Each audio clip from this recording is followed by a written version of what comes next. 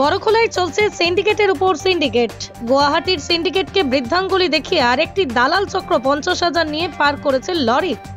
বিপাকে লরি চালক ও মালিকরা। সিন্ডিকেটে টাকা লাগাবেন না, স্থানীয় দালাল চক্রকে দেবেন সন্দিহান। সরকারের জ্ঞাতার্থে সিন্ডিকেট রাজ চলছে, মন্তব্য বড়খোলার বিধায়ক মিসবাহুলের। সিন্ডিকেটের দাম 85,000 টাকা, কিন্তু সিন্ডিকেট ছাড়া স্থানীয় দালাল চক্র পুলিশ ম্যানেজ করে 50,000 টাকা দিলে পার হয় লরি। টোলগেট ছাড়াও আরও দুটি পথ ব্যবহার করছেন দালালরা। নীরব দর্শকের ভূমিকায় কাছাড় পুলিশ প্রশাসন। 2022 ইংরেজি থেকে বড়খোলার বালাছড়ায় চলছে সিন্ডিকেট রাজ। এর পিছনেই শাসক দলের অনেক নেতা মন্ত্রীর হাত থাকতে পারে, না হয় পুলিশ ম্যানেজ করে প্রকাশ্যে দিবালোকে কার বুকে এত সাহস?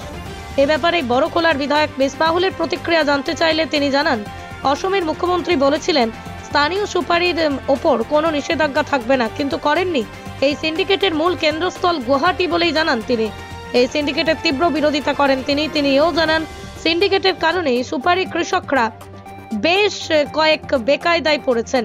এ নিয়ে বিধানসভায় সরব হবেন তিনি বলেই জানান মিসবাহুল। বর্তমানে বেশ বিপাকে পড়েছেন সুপারি লরি চালক ও মালিকরা। গুয়াহাটি সিন্ডিকেটকে বুড়ো আঙুল দেখিয়ে আরেকটি স্থানীয় সিন্ডিকেট চালু করেছেন। বড়খোলার বাদামবাড়ি নারায়ণছড়া হয়ে জাটিঙ্গা নদী পার হয়ে মারুয়াছড়ার দিকে গাড়ি পার হচ্ছে। দু একটা গাড়ি পুলিশ পাকড়াও করে, এখন দেখে না দেখার ভান করছে পুলিশ।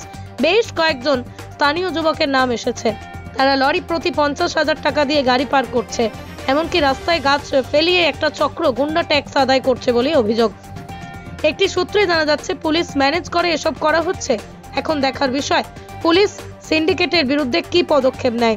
নাম প্রকাশে অনিচ্ছুক এক ব্যক্তি জানান, চূড়াই পথে SML গাড়ি প্রতি 18 থেকে 20,000 টাকা। মানুষকে এখন কোন পথে যাবে? সিন্ডিকেটের সঙ্গ দেবে না স্থানীয় দালাল চক্রকে?